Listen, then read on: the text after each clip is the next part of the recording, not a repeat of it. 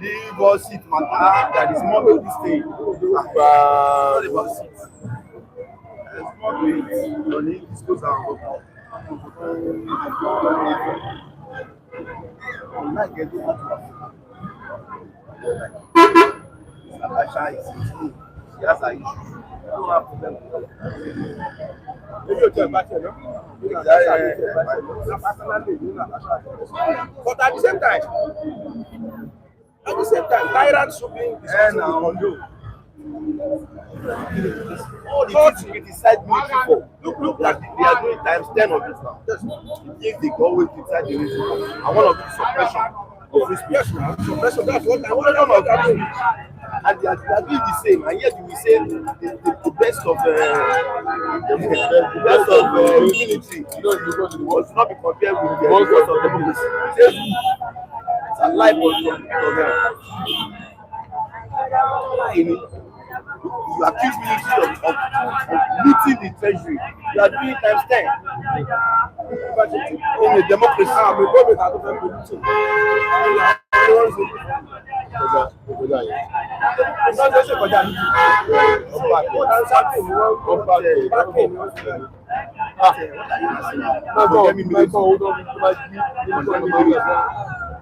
but so much money at the center.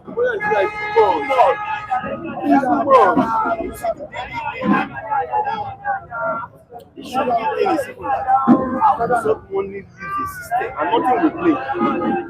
You don't allow anywhere. That money will be allowed because somebody's account. That's the central point where nobody goes.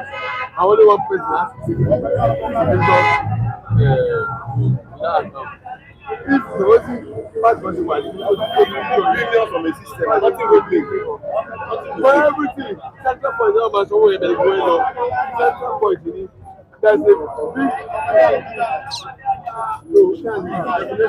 that is why they always go against anything that will make the system transparent. They don't want to know that it's what it's. They don't want that. They want that much. I mean, the trust is really my reflection. Instead of them, when they get to that super, what are those supposed to do? See that hate from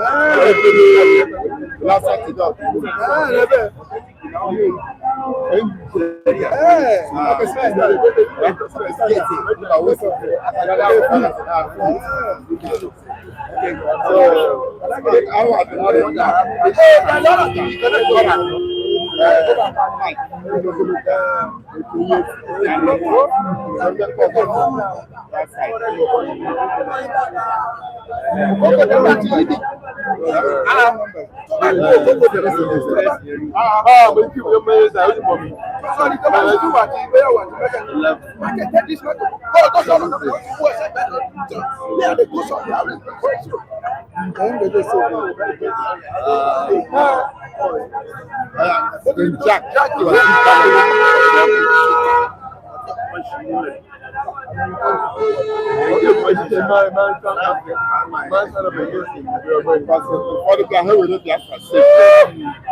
Many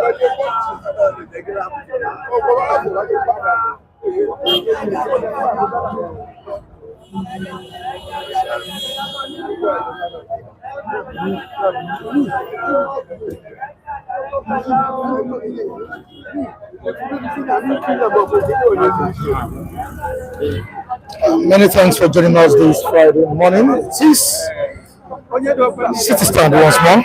Michael Adekule is my name, the anchor of the program. And I say many thanks to all esteemed viewers staying glued to this channel. Many thanks to all esteemed viewers supporting us on this platform. We appreciate you all. Thank you for joining us this Friday morning, the 26th of September 2025. Of course, I have my respondents here and they're ready to dissect important issues with us this morning. Like I do say on the program, both the reviewers and the viewers are all reviewers. Please drop your comments in the comment section as regards what we'll be discussing this morning. Without wasting much of our time, I need to say hi to some of our viewers in the comment section. Yeah, they're already saying hi to us this morning, and I need to respect them by greeting them as well. Egbona Kingsley all the way from Madrid is here. Good morning to you. You're welcome this Friday morning to Cameroon+S'East. Thank you for joining us. Egbona Kingsley all the way. Egbona Emmanuel all the way from Dubai. Good morning to you. Also being well, you're welcome to the program this morning. Gladys Oyabo all the way from United States of America. I welcome you to the program this morning. From Netherlands, Nnamdi Kanu, say good morning to you. Thank you. Emmanuel is also here. We say good morning to you. Thank you for joining us. It is Friday edition of the program. So the respondents to the analyst on the streets of Lagos, I say good morning to you. Welcome to the program. Thank you for joining me. Thank you so much, gentleman Mike and Jack. Good morning to you. Afro, good morning, sir. How you doing? I'm good. Welcome. Always a good morning to you. Vincent, how you doing? Schoolboy, TGIF man. How you doing? The controversial man on the platform. Yeah, man, we're here. Yeah, I say good morning to you. Good morning, Mike. How you doing? Good to be here again, and always happy. We're always happy to be here every day, every morning, so that we can dish out. What we need to dish out to our viewers about how Nigeria is, and God will really bless all of us. God bless Madam T, man. Your space is a special space. Anywhere you. Respect to you. Yeah, it was a great experience. It was a great. People had fun. They really enjoyed themselves. Mother of humanity. Let's just take it that way. Mother of humanity. A big one to Miss Tina. A big one to all the viewers there. A big one to all the people who have supported this platform from the beginning. I remember when this platform was launched. I celebrate King Henry. He was there, and also King Joba, plenty. So many of them like that. So Williams Okameme. There's another guy, Biafra from Finland. Yeah, Chief Benedict. Yes. Well, I want to say a special thank you message to the woman. Somebody called her the Amazon of City Stand. I celebrate her. Awesome. Thank you so much. Yes. Also to Queen Esther. Good morning. Good morning. Good morning to you. Good morning. Yes, good morning. That is. Yes, good morning, Mrs. Tina. God bless you for your blessing, for your gesture. In addition to the seat you provided for us, you remember? Yes, Mrs. Tina. Thank you. A seat you are provided for it again. So analysts can only have a place to see when they come. May God bless you. You are most welcome. Amphitheater. Good morning, Mike. I am a bit elated and thrilled by the impact that Mrs. Tina has, because I would say that City Stand has become a sitcom of mercy and favor. And the ocean of mercy is flowing from the heart of Mrs. Tina. I want to say a very big thank you to you, madam, for this kind gesture, for even impacting humanity with your substance. Heaven will surely reward you in a more better way. And I also want to remember other people that have always kept faith with this platform. The like of Pa Jacob Adedeji, Mookie Great, the Big T, K. Odulaja. I want to, and Quick Penny, William Okaneme, Mr. Dipo in Atlanta, Atlanta, Georgia. I can continue to read out the names. I know that even if I don't mention your name, you know yourself. I want to say a very big thank you to you all for having kept faith with this platform. Without you, we couldn't have been here. Without God, all of us wouldn't have been here. I want to say a very big thank you to everybody, both the Amazons and the gentlemen. I say a very big thank you to you all. Thank you for being there. All right, thank you so much. All right, you want to say something? Yeah. Let me say something. Good morning, Mr. Mike. May good Lord be with you. And good morning, our reviewers, wherever that you are. Remain blessed. Good morning, good afternoon, good evening. May you remain blessed. Nne Tina Kachukwu gozie Chukwu Eke Afọ Orie Nkwọ gozie gị ụbọchị niile. Ka ha ọbụla ị na-eme ka ha ga-esi na-aga nzizire ka ọrịa na-akpụrụ ahụ ihe siri ike ga-esi pụọ gụwawu nne na-elekọta obodo ka Chukwu na-elekọta gị gụwa with ezinụlọ gị and all our supporters. May good Lord be with you people and supporting people and strengthening people. Thank you. Remain blessed. All right, thank you, Benja. That was a great one, and I'm sure somebody will be able to translate that for Mrs. Tina this morning. All right, we move down to what we have this morning on our papers. President Bola Ahmed Tinubu has been likened to be another Biya of Cameroon in Nigeria. Yeah, it is right here on the front page of the Daily Post, and which we'll be looking at this morning. Also, Jonathan met with David Mark, yesterday as regards the build-up to 2027 election. We also have Alex Otti saying that the Southeast governors are pushing for the release of Nnamdi Kanu. Now, all these stories will be looked into this morning. ADC has also demanded for the membership, full membership, not just membership, full membership of Atiku and Obi. Yeah. Where are they standing? Especially Obi. Where is Obi standing? So Obi standing with Labour Party or standing with the new coalition? We shall look at it this morning. Now, quickly to what El-Rufai said about President Bola Ahmed Tinubu. I don't know if I can still get it. Yeah. Former governor of Kaduna State and shifting of the African Democratic Congress, ADC, Nasir El-Rufai recently steered the hornet's nest when he alleged that Nigeria would likely have another Biya of Cameroon in President Bola Tinubu, if that's another Biya of Cameroon. If Nigerians did not wake up from their long slumber, not just slumber, long one. The former governor had warned the president that he has warned that President Bola Ahmed Tinubu might attempt to rule Nigeria for life, as Biya did in Cameroon. If Nigerian citizens failed to unite and resist him.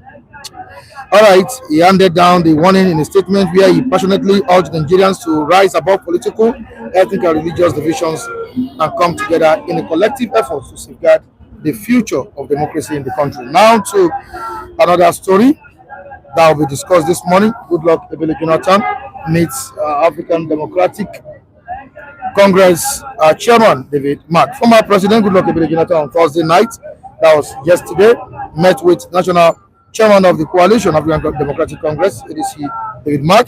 The meeting came shortly after Mark, former Vice President Atiku Abubakar, and other top members of the ADC held its first National Caucus meeting in Abuja. On to the next one.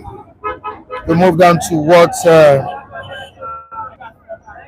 ADC is telling Atiku and Peter Obi. The leadership of the opposition coalition has demanded that its members resign from their current political parties and join the African Democratic Congress fully, although it gave no specific deadline for the transition.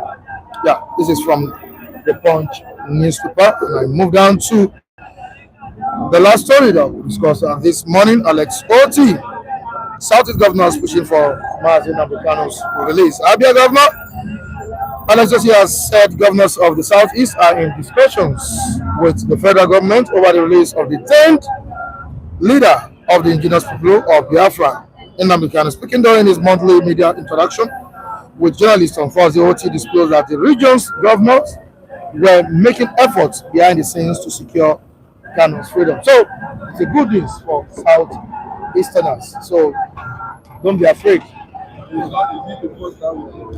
They said, is this the first time you are hearing? I've said that this time around. But it's a good news. It's a good news. Are you getting me now? So to those people that have been criticizing the Southeasterners or the leaders from the Southeast, they have not been speaking on the release of Martin Nnamdi or detention of Martin Nnamdi. We can trust Alex Otti, but you see other guys, when not they, Alex Otti can trust. All right, so you need to come closer this morning. All right, I'm going to attend to you this morning, but some people were here before you, Afro. You know that? People were here before you. I know they are all my friends. All right. I hope you guys are not complaining. So, I've got my friend. I said that you know what is on ground. Sometimes you just need to take permission from them. Okay, I'm sorry. They are city stands. I'm sorry. Permission granted? Yeah. All right, no problem. We are all together. God bless you. Well, would you call this a good development? I didn't expect this from Alex Otti of Kaduna State. Yes, thank you very much, Mr. Mike, and good morning, viewers. Thank God it's Friday. You see, Mr. Alex Otti is a man with integrity. It's not like other Southeast politicians that will come on the newspaper pages and begin to say all sorts of nonsense, and at the end of the day, they will go back home and relax. But for such to come out from somebody like Alex Otti, the sitting governor of Abia State, every Nigeria, especially the Southeast people, they are happy. In fact, as an Igbo man, each time I sleep and wake up and I go through what the man said, there's this joy that comes up, knowing fully well that he's a man of his word. Apart from that, look at what he's doing in Abia State. In fact, Abia State is before he finishes his 4 years, Abia State will look like Dubai. What he's doing right now. In fact, all the roads. Can you see the former governor of Abia State? He said that there is a demon. There's a demon in government that did not allow him to work. So that demon now did not affect Alex Otti. These are shenanigans, of all these politicians. A way of siphoning people. So it's a good news, sir. It's a welcome development. He said there's something like, and I quote Alex Otti. He said, "I am the governor of Nnamdi Kanu." Nnamdi Kanu is from Abia State, and he is his governor. So for him to say that he is securing the release, I think it's not a far-fetch. He will do it, and I am assuredly telling Nigerians, Igbo precisely, that in no distant time, Nnamdi Kanu, will be out, will be released. But why are they negotiating in secrecy? Yeah, why not confront the federal government on this issue? Yeah, no, I think the discussion is ongoing. Because right now there was this discovery that some medical personnel went to check, conduct a thorough checkup on Nnamdi Kanu. They discovered there are a lot of health issues, heart failure, kidney, and one other one they mentioned. I couldn't remember the name now. And one Hausa man, I forgot his name. He debunked the news. Went and swore affidavit that the medical report is a lie. So that made the MBA chairman, have to bring external bodies, to come and check Nnamdi Kanu. And they even check Nnamdi Kanu. They discovered that apart from the one they even discovered, there are more that those people did not discover, because instead of from Kenya, from other places, they came and they checked and they discovered a lot of health issues. So right now, this discussion is going on that he will be granted a bail, at least for him to seek medical. Do you think they really discovered health issues? Yes. No. If you look at Nnamdi Kanu, you discover that his health is deteriorating. It's not politics. It's not a game. This is reality. For at least these are external bodies, and the people that came are not Igbo people. They are not from the Southeast. These are people that came from outside the country. They are not even Nigerians. Now they conducted the test and they discovered that this man has a very health issue and need to be taken care of. Now, is this to gain political popularity at home?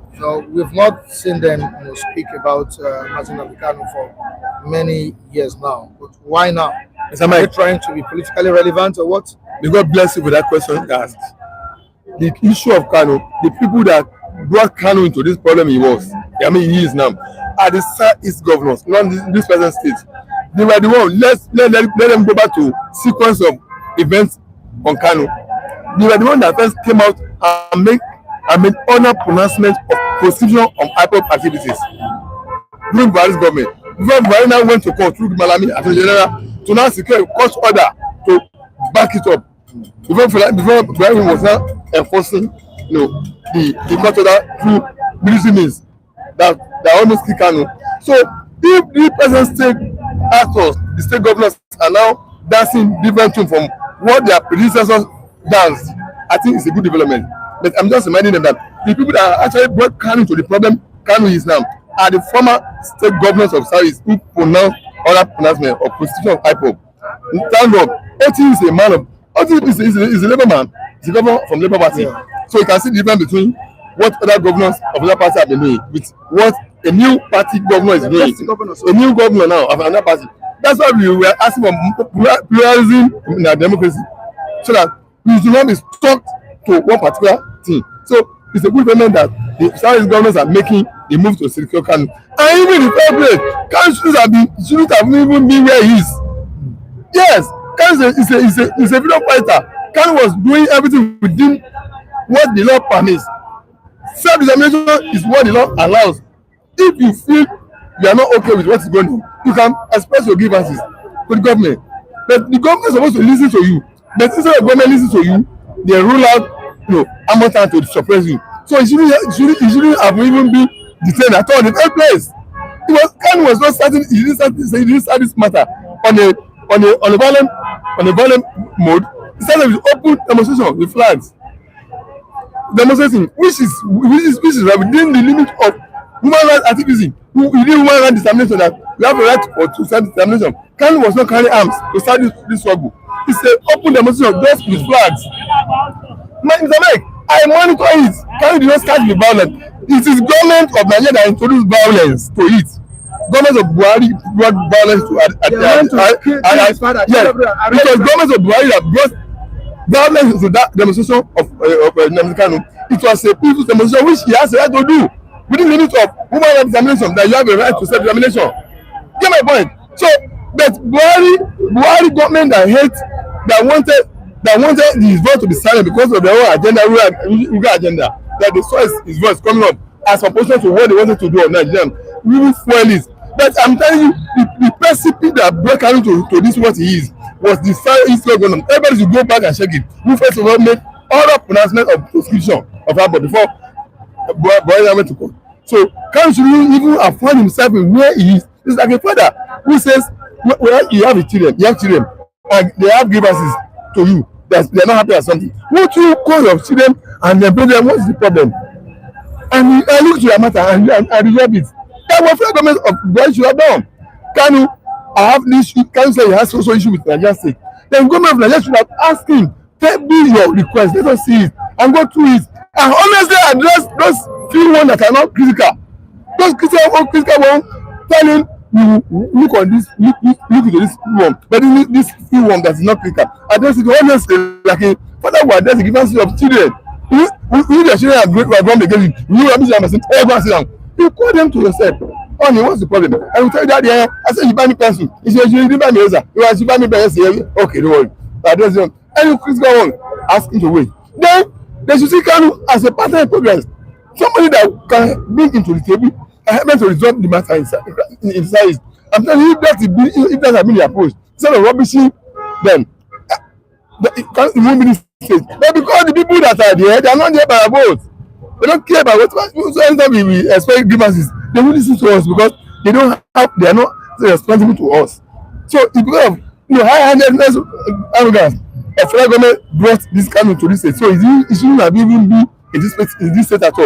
It was because the government of the day of the federal government was not tolerant to give us a resolution of matter crisis. In a situation where you have different entities making up different interest making up an entity like Nigeria, there's bound to be grievances. Then the people who call yourself as the leader, when they expect grievances, you have to embrace them. What's the matter? And then show honesty in addressing it. No man, rubbishing aside. So that was because the me I want is taken by everybody which the stakeholder must be given his right of ownership, the right of possession and belonging. I don't want domination. Mr. Man, you have following my track of discussion. I hate ever dominating me. And nobody should bully me around. I resist, I fight domination and bully.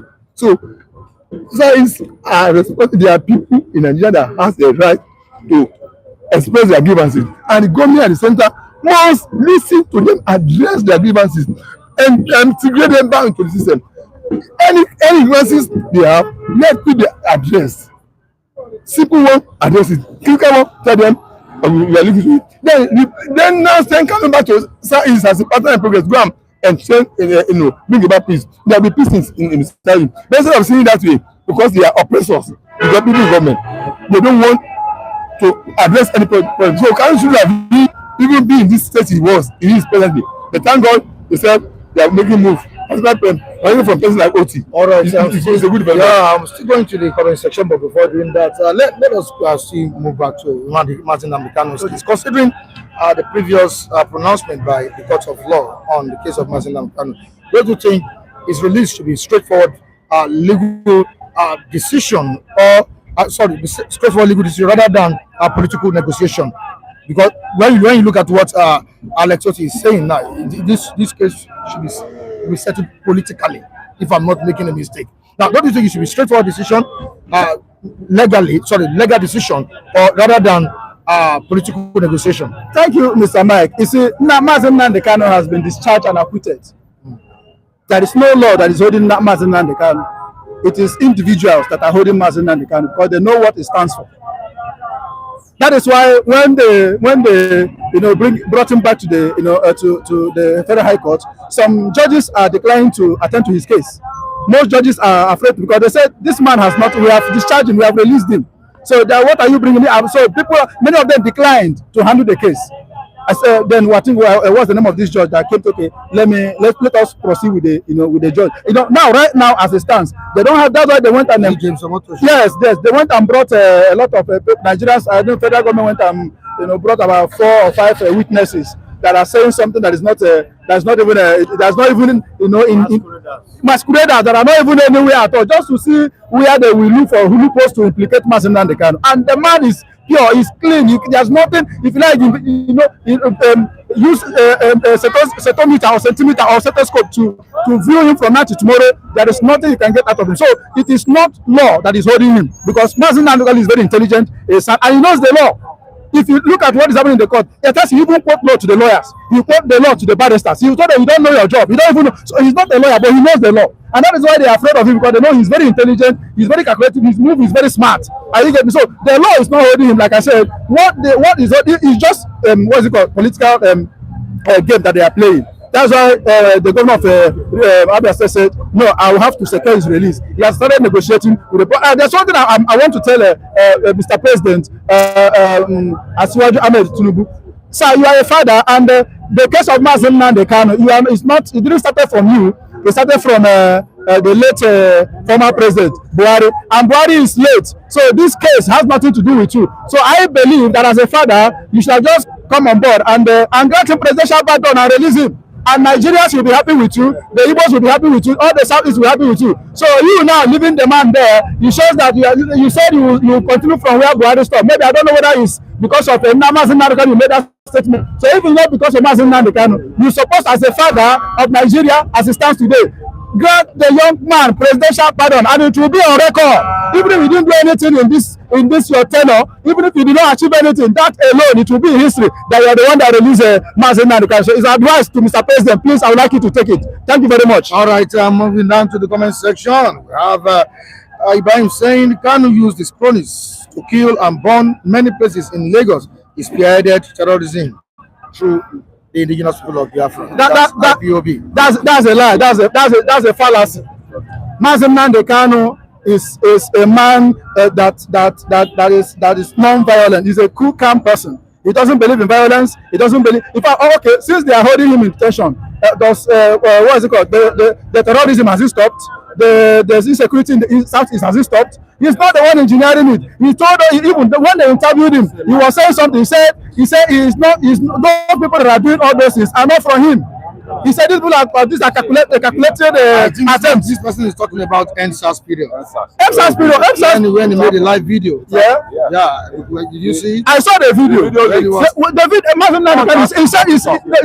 He said that Nigeria should defend themselves. He said the federal government cannot defend Nigeria. That Nigeria should defend themselves. So everybody, even the constitution, is there. You have the right to defend yourself.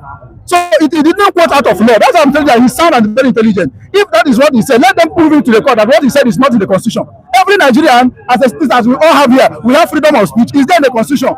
You have what is it called? Your right to your statement. Then you have the right to to quote the constitution of the Nigerian Republic. So what Nasir El-Rufai is saying now is correct and it's right. We have the right to defend ourselves. I cannot come to you. Can't carry gun and carry knife and you want to kill me and allow you to kill me. I will not allow you to kill me. I will defend myself. So Nnamdi Kanu is telling Nigerians, especially, he said, defend yourself, stand up and defend yourself. So it's not out of law. All right, to the comment section again. Nnamdi Kanu said this morning, all the way from Netherlands, Tinubu should release MNK for us than using him for 2027 election. He goes on by saying, he said he has never seen any prominent Yoruba man that condemned the arrest of Nnamdi Kanu. Only Sowore. He's a liar. Let me answer him.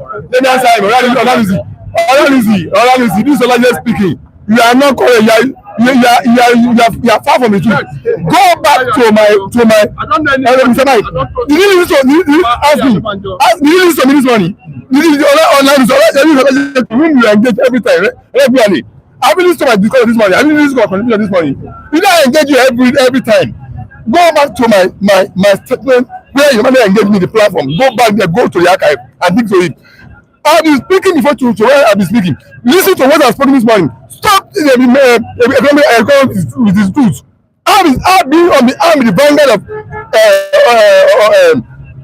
Nnamdi Kanu. Listen to what I've said this morning. You should have commented what I said this morning. So stop doing to people. Yes, this man has seen is an ethnic bigot. He hates your body with passion, with hatred. This man has seen. Yes, I'm engaging. Let's engage again. It's hate your body people. So much. He's my friend. That's to you now. That's my friend. He knows me. He's my friend. He's your partner. You know. He knows me clearly, critically. He's not be talking. He's not be coming with the truth. He's not selling your man opposing. Condemning Nnamdi Kanu except to He's a liar. No, it's not meant to be taken responsible, taken serious at all. It's a bigot. He hasn't because he hates about people. Personally, he's talking, from bitterness point of view. He's not listening to this money. He's not listening to this money. He's not listening to what I said. He's not able to talk about it because Olajuwon is the one talking. Then you are engaging. Which are probably engaging with seriously too. Of course, you don't need to. So, something I don't know with the truth. Yoruba be condemning the release of the arrest of Kanu. And the reason I've done this one, I have done it. That I've been opposing all this while. That Kanu is a freedom fighter, is a person who is fighting for what truly is within the law. Self-determination is a war. Is what is allowed within human rights law, African sector and everything. So he's not doing what is against the law. And when he started with open demonstration, just honor protest, not with force, with violence. We already brought violence into it. And I told you, and I remember that the people that saw Kanu out first by the governor of the South who made oral pronouncements opposition of IPOB before Buhari went to court to court order. Two Balami to back it up and Buhari now enforcing that court order by a ruling armed hand military against Kanu. That's how violence was brought into it. Is it true that the only person that has been advocating for the release of Nnamdi Kanu is Sowore? No, it's not true. Among the Yorubas? No, it's not true. It's not. It's the only one. No, it's not agitating for the release of Nnamdi Kanu. It's not only Sowore. Nnamdi said he's the only one. It's not the only one. It's not the only one. At least, I know you're from the south. Yes, I'm from the south. I'm an Igbo man. I'm a Biafra man to the core. Every Igbo man is a Biafra man, so I'm a Biafra man to the core. I'm also a Nigerian citizen. So there's no wrong. It's not. I have the right to be a dual citizen. Most Nigerians are dual citizens, so I have the right to be dual citizen. So no, a lot of people have been speaking concerning it. No, well-meaning Nigerians that are intelligent and that are wise know that Nnamdi Kanu, does not have anything to be kept in dungeon, in prison. Many of them know. Many of them, apart from Showore, there was a time Obasanjo, made a comment concerning Nnamdi Kanu. Obasanjo and the current president now, they are not in good rapport.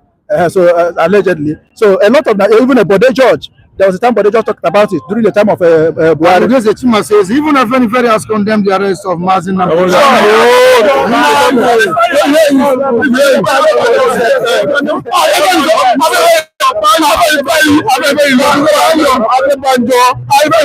Hold on, calm down. Here for you. It was engage us, yes, like what I'm losing. You will not say this only are you agree. What do you mean? The only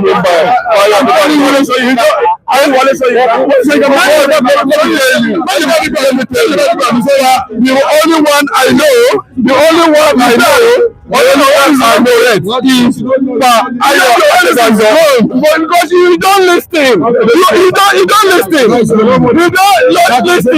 Why I am the number one and why I am the president of any federal, because you don't listen. You only pick to conclude, and which is very wrong. You can't even engage. Yes, I'm engaging with you. Allow me to talk. You say you're engaging me this morning. You get any issues. You said what? You understand what I'm saying? Another person that has been prominent is Dele Rotimi. He's a prominent Yoruba man, right? Yoruba person, right? Yes. Olusoyinka. Yes. Olusoyinka, well, maybe he has said this one or two times. He said Biafra. No,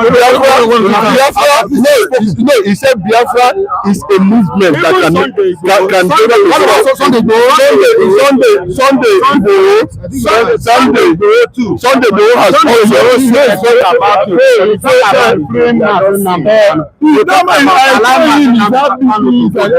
Nnamdi Kanu has not committed any offense. Sunday Igboho, yes. Even he told his own brother, Bola Ahmed Tinubu, he told him to free Nasir El-Rufai. Sunday Igboho is a prominent figure. And he's a Sunday Igboho is a I'm saying now. You can see what some Yoruba elders, yes, moved the motion after inference, yes. They moved the motion to free Nnamdi Kanu, that man. And this thing itself, go and check it. It was this year even itself. It's not quite long. Either March, April, thereabout. All right, thank you. Yes, Paya Adebanjo, God bless her. God bless you. No, allow me now. That's the only one I know now. This is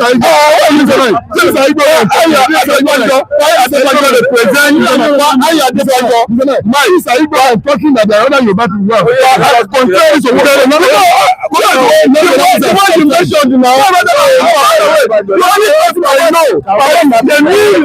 Asking for Martin Nnamdi is for Ayo Adebanjo.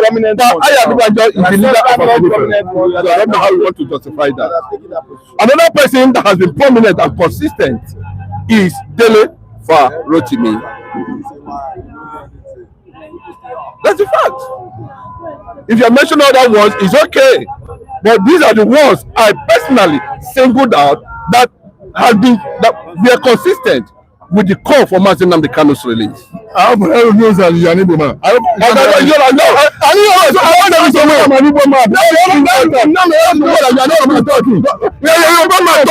What do you mean by that? Yeah, you're about my talking. I don't know you.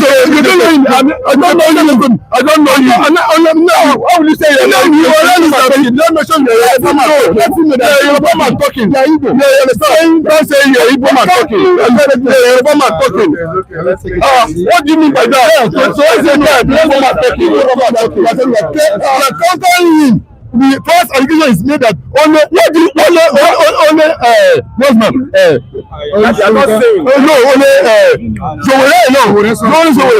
I'm just telling them already that the people can't carry his statement that Igbo men talking. They are Igbo men talking. But he also made mention of a prominent figure. He said, "Adebanjo." Number one. I said, and he mentioned it is him. I'm not the one. I'm not the one. I don't want. only so what's your problem with Kanu'S? You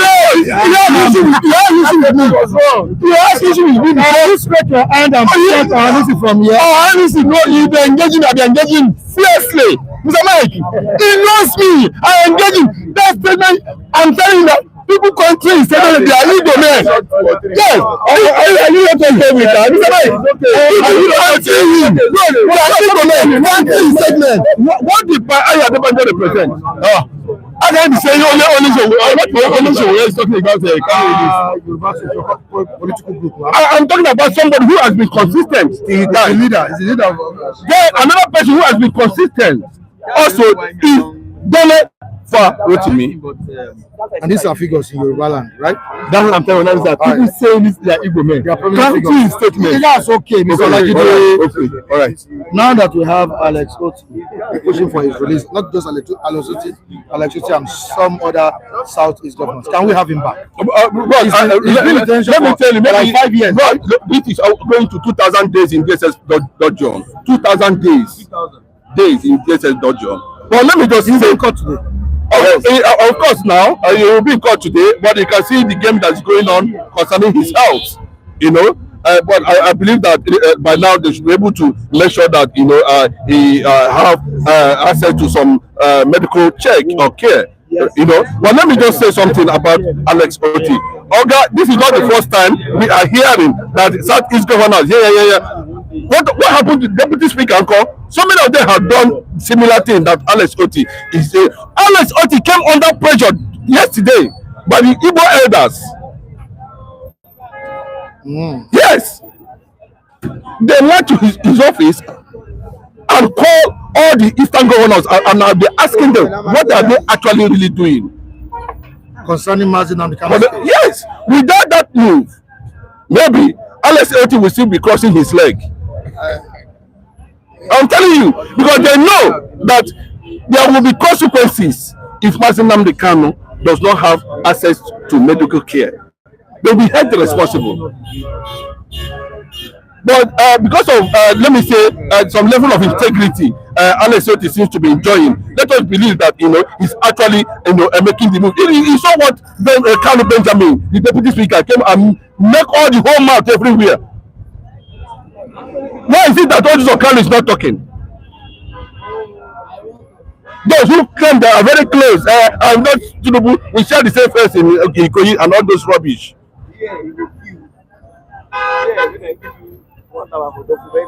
I believe that they are just playing whatever they want to play at the end of the day. But now that Alex Otti has stepped in, and I think for the first time he's making that statement, let us see what he's going to come up with at the end of the day. President Kanu is going to court today. Let us see on no case submission and let the judge decide at the end of the day. But all those things they are doing, you can see at the end of the whole thing, it arrives to nothing.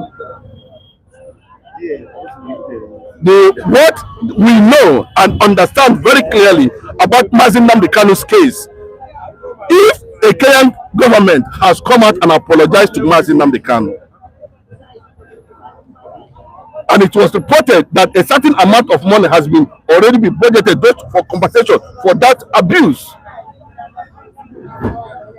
what is Nigerian government doing with Nnamdi Kanu? Like that guy said here before he left, we know, I've been saying it, no, it is not the law that is holding Nnamdi Kanu. Nnamdi Kanu knows so much and understand what is actually going on in Nigeria. What should work now? Political solution. See, what you should know, the IPOB say unconditionally. What is the political solution? Did he give? So somebody was asking him, what is he still doing there? So I said it. What is Nnamdi Kanu still doing there? So the thing is generating questioning on why a man that has not committed any offense, if not that Buhari is dead, if not that the ICC is not working, if not that the United Nations has become an embarrassment and a tool, do you think that this kind of thing will be happening? Somebody said Nnamdi Kanu is a terrorist. Daddy. Yes, if you say Nnamdi Kanu is a terrorist, who has he terrorized? the British government themselves, when they were manipulating the process up and down on how to, label IPOB a terrorist organization, they are more sophisticated than this delay. This delay way they see so. They are more sophisticated. If the British government can say that IPOB is not a terrorist organization, now that is delay, and that is the problem. 29,000 Yorubas were killed by Boko Haram. Dele, is he not hearing it? Daddy, or whatever they call him. These are the people who engineer Ibophobia in the southwest. And the question, Mike, we are asking today, having looked at all these things now, where did Nnamdi Kanu go wrong? Yesterday, I celebrated Donald Trump, not for any reason, but for a reawakening of the consciousness of the United Nations to their aims and objectives, to their duties. He said that this is a law, and somebody wants to test the law. He said the person is a criminal. Well, I'm not surprised. But anybody that is looking at it from that angle, that Nnamdi Kanu is a terrorist, any liberator, anybody that fought for the freedom of that person is also a terrorist. Political solution or legal decision? Mr. Mike, like I've said before, I said Kanu should have even been in that place in the first place. That what was doing was within the law. Was championing, human rights within the law of the land. He has not easily embarked on this process with violence. I stated it.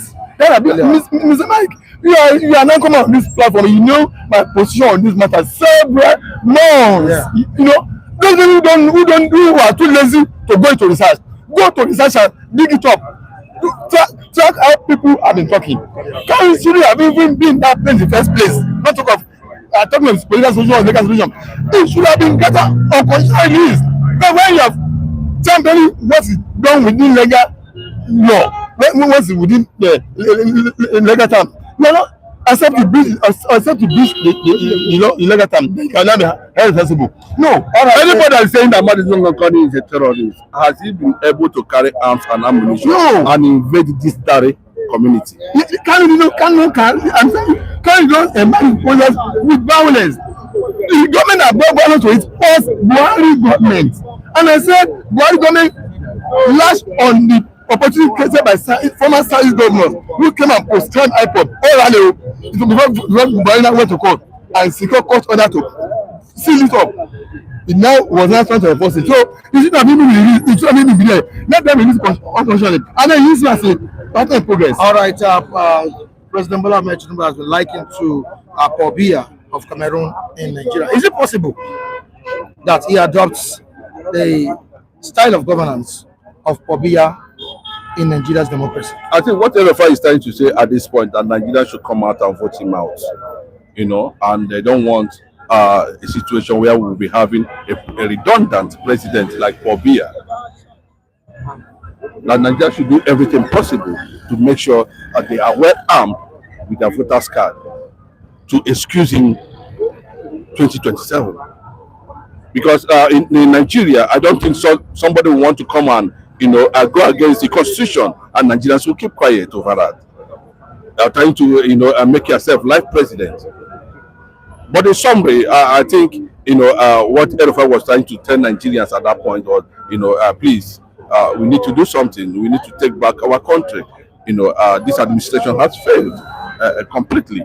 In as much as I don't have soft spot for El-Rufai, but yes, he worked for this government. He worked for the success of this government. So if he knows that we are going to have Biya, then why did you support Bola Ahmed Tinubu in the first place? So we must. That's why city stand is still remains the place. Yes.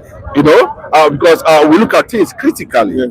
We don't want to label anybody here, but we look at it and want to start. When we feast on their statement, we are able to look at the direction where that statement should actually be directed to.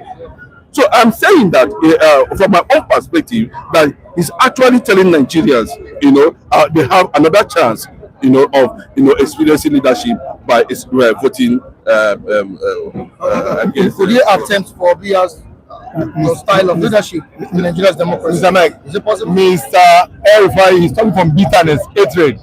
And if one wants to do anything from basis of bitterness and hatred, I don't see any. I don't pick sense in it.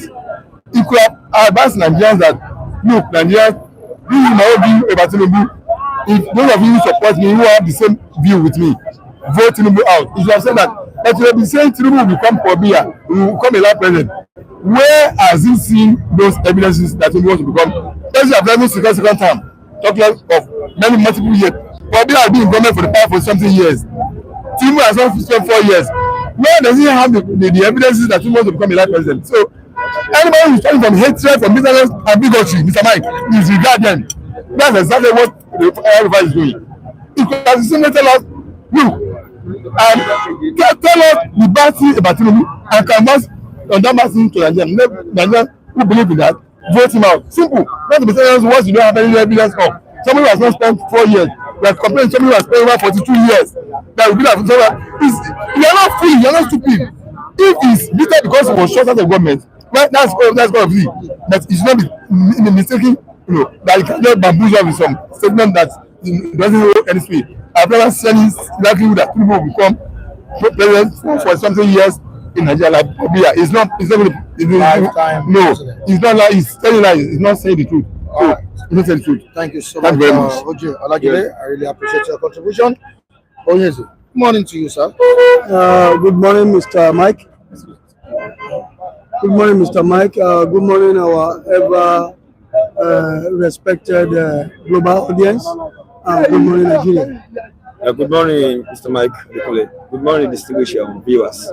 God bless you. It's El-Rufai rights by telling Nigerians that Tinubu might be life president for the country.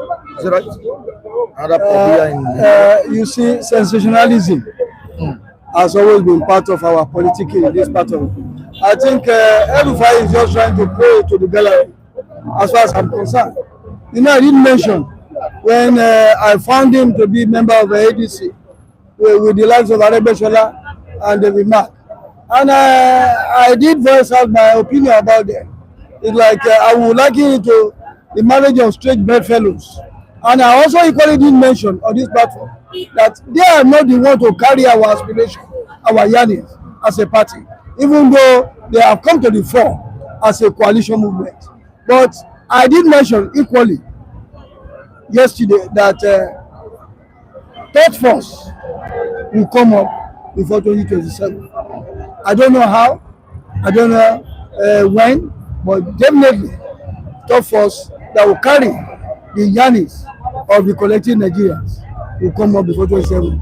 As for El-Rufai, likening Mr. President to Biya, that kind of a thing doesn't fly. It can't fly in this politics. It's only being combusting about his emotions. It does not fall within the common sense balance. As far as I'm concerned, as a Nigeria, my opinion, no. And I stand to be corrected if it were not so. And for having come up, because this is the same El-Rufai that was singing praises of Mr. President. How come suddenly he had a turnaround and he's saying all manners of trash about it? Does he want to cut us, cut sympathy from us? I think Nigeria, we should rise above pettiness and face core issues as a Nigeria. El-Rufai to me is a no-no to me. We knew his antecedent when he ruled as a governor in Kaduna State.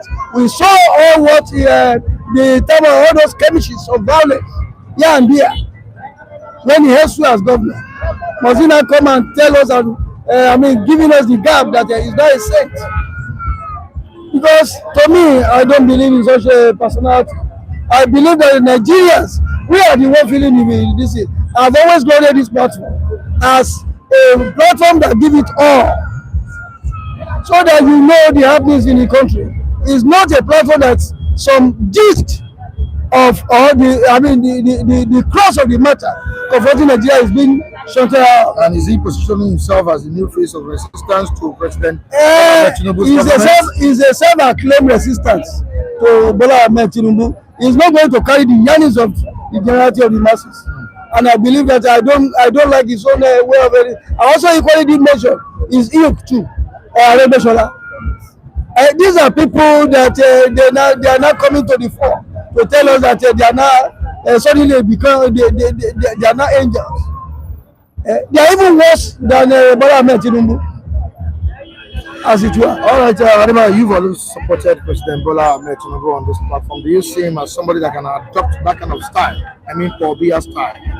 No. Lifetime president. Is it possible? No. To do that? No, Asiwaju Bola Ahmed Tinubu is a man of humility, and I will tell you wholeheartedly that it is never part of his thought or his wish, to become a life president. He's a man that he has been given opportunity by multitude and millions of Nigeria, to become the president and to rule this country. And also he has given a lot of people an opportunity to put into action their vision and their dream to come to materialization in life. He has also many governors, so many local government chairmen that their dream eventually come to materialization, to fulfillment under the leadership of Asiwaju Bola Ahmed Tinubu. So I will tell you that he's not a selfish or a greedy person, as an individual. Definitely, come 2027, while he will return the throne, then come 2031, I think he will come down from the seat, and whosoever that emerged the winner, that the crown eventually fall to his own throne, will take over from him. But I totally nullify it, and I disagree that he wants to make himself to become a lifetime president. All right, Nigerians are asking if he's positioning himself for a possible 2027 comeback. What am I talking about? Despite the silence, and despite public silence, I'm talking about Goodluck Jonathan, the former president of Nigeria. He met with David Mark yesterday. Don't forget, sometimes last week or so, he met with the former governor of Anambra State, Obi. Now, where does it stand? What was it trying to do? What kind of politics is it trying to play? I've always said one thing. There is one operative word in the political amphitheater: the more, the merrier. And I want to believe that all these moves cannot be unconnected with politics and statehood. And the persona of President, former President Goodluck Jonathan, still have a fresh breath of acceptance across the divine of the nation, even though his second term was punctured. But I want to believe that. But what my only fear in this entire equation is that is it coming to divide already muster support for Peter Obi, or is it coming to affirm the candidacy of Obi? Now I'm still a confusion as to his intentions, even though we have already been seeing the body language that is like he wants to run. And I don't know whether the constitution, as it were, permits him to do so. But what I know is that if he's coming to the fray, then I want to believe that let the same thing that happened in 2003 not happen again. I mean, 2020. Yes, in 2023, it should not come again. When you now look at everything, what are they even up to? Before the now, it was not in the equation. But suddenly, some segment of the country threw him up again to the center. I want to be, Mike, I'm not a seer. Whenever I say some things at times, they come to pass. If they are playing politics the way they are playing it now, I have not seen any concrete opposition as of the now as to your opposition that wants to wrestle power from the government at the center. Because the way they are playing, they are just playing like a macabre dance. You don't really understand. You don't really understand where they are headed. Even the ADC has demanded full membership of Atiku. You see, you keep on because everything becomes so it's a kind of a dramatic. Everything is becoming so dramatic, and it's a kind of a theatrics that I can I cannot really dissect as to where it is headed. And when you look at the entire organogram, the way it is going, I'm afraid the beat might go on. As sure you might just take it. It's like they have not been able to jettison their self-interest for a collective advantage. What was he trying to do? They met with Labour Party. They also met with ADC. So what was he trying to do? Well, I think Goodluck Jonathan is an elderly statesman, and Also with PDP too. yeah. So what was he trying to do? Being an ex-president, and I think he spent his 4 years. I think with that he was able to gather some little experience, which he believed he can easily share with any so-called political stakeholder or political party, who are preparing to run for come 2027. So as it is now, he's an elder statesman, he's an international elder statesman also, and I think he is only trying to lodge in some idea and sort of peace and unity to every political party. But for me personally, I will tell you that I don't see Jonathan coming to run come 2027. I think he have saw it all. Though another Yoruba says, "Jede jede atufe jemisi," whosoever love that to eat crayfish, we also want to taste that crayfish again. As in political space, I want to say, every politician love power and they love position. So I think you want to put himself to limelight again. But who is he really aligning with? You see, Mike, up to now, you and I cannot really state categorically that he's aligning with anybody, because they are only trying to control our sensibility as a mass of body of Nigeria. Because if they continue with their pettiness and this charade, I want to believe that Asiwaju Bola Ahmed Tinubu will remain affirmed on that seat. But if they can jettison their self-serving interest for a collective gain, I think they will be heading somewhere. But with the way it stands now, everything still looks so murky to me. It's not clearer. There is no proper animation as to where they are headed. That is just my take. We are pushing for the release of Nnamdi Kanu. This is Alex Otti speaking. Now, the release of Nnamdi Kanu, will it further unite Nigeria or tear the country apart? To some extent, it will douse some tensions in that climb, the southeast, because Kanu has been held in the gallows of the ESS illegally, and up to now, there is no tangible allegation that has been brought against him. I think it's under the jugular of the state captors. And I want to believe that if he's being released now, I think the thermometer in the southeast will a bit have a toga of normalcy. Then when you now look at the entire scenario arising from Alex Otti, even though we know that in that climb is the only performing governor there, because we were being told before now that governors in that state is a rocket science. He came on board, he has to douse all those beliefs, puncture all those beliefs, and his delivery. If it were a rocket science, we would not have seen the money that they say wasn't there in the first place to govern well in that state. And he's a person I've always loved because of performance. If governance is about delivery, I think Alex Otti should stand a kind of place in history. Then coming from the background of, moving emotion for Kanu release, I think it's high time, because Kanu release for a very long time has been played under the cards of politicking by the Eastern governments before he came on board. And if he's not bringing, he's not being an awakening to before, I think it's a welcome development for me.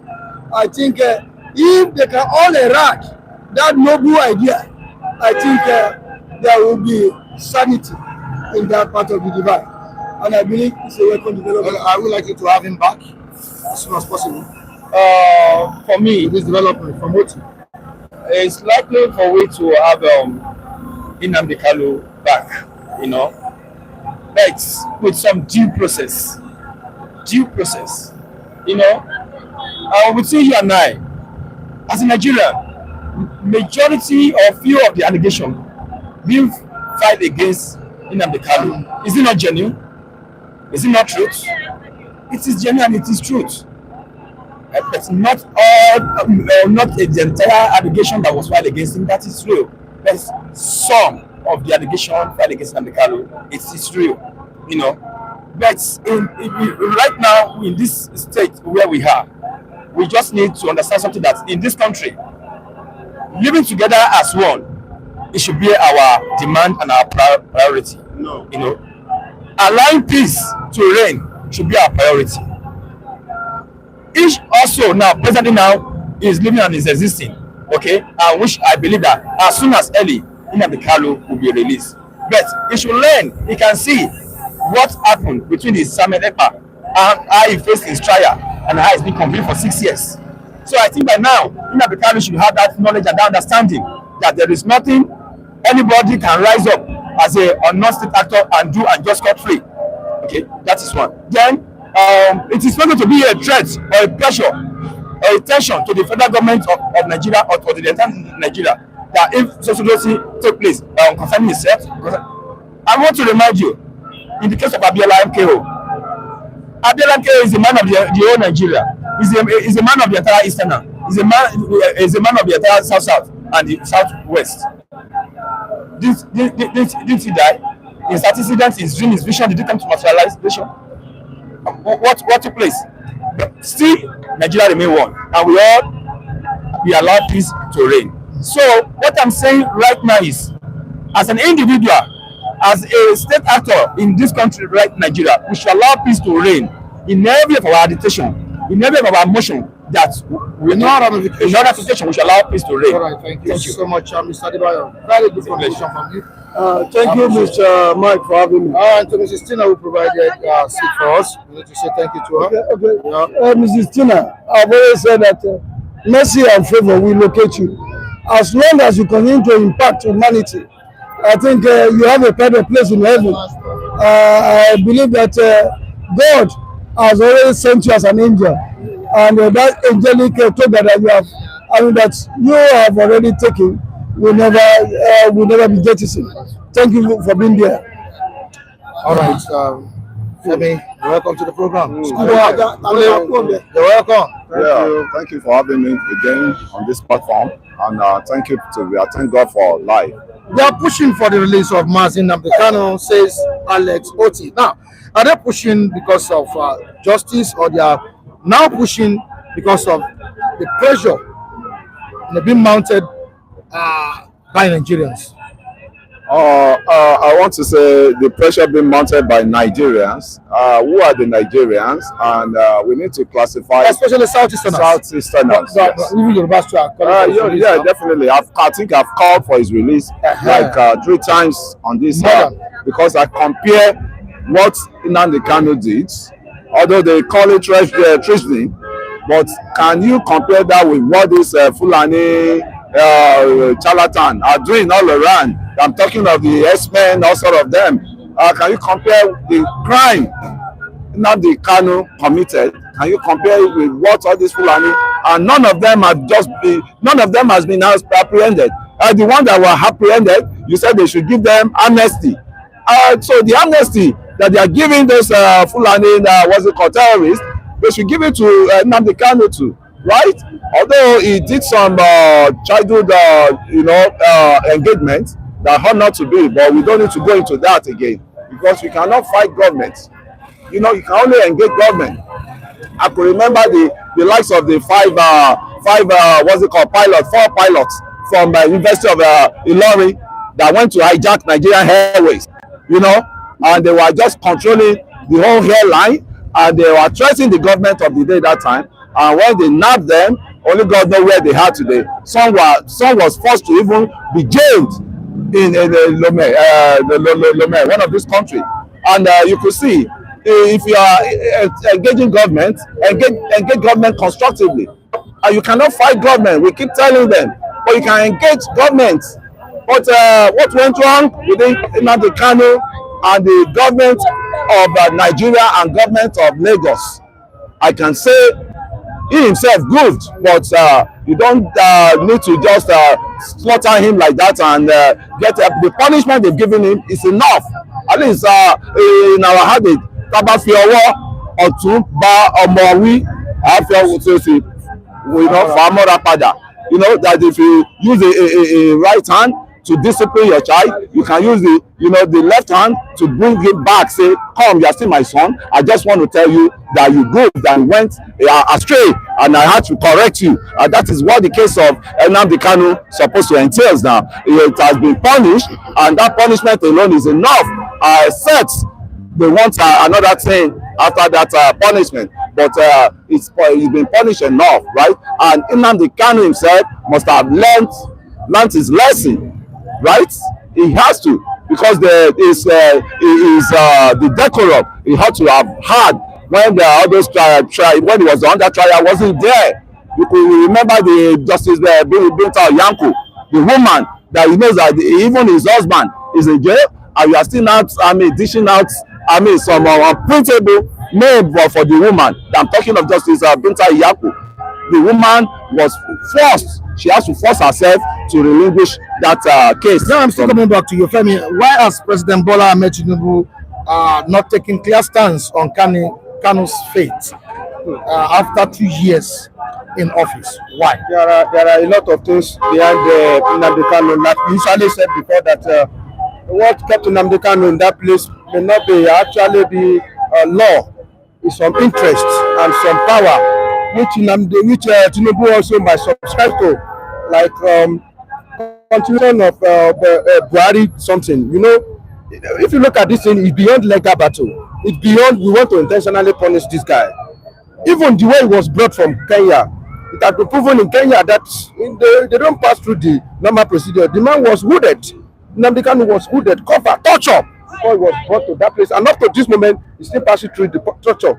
So many times there have been a lot of complaints that they don't allow him to have access to medical personnel.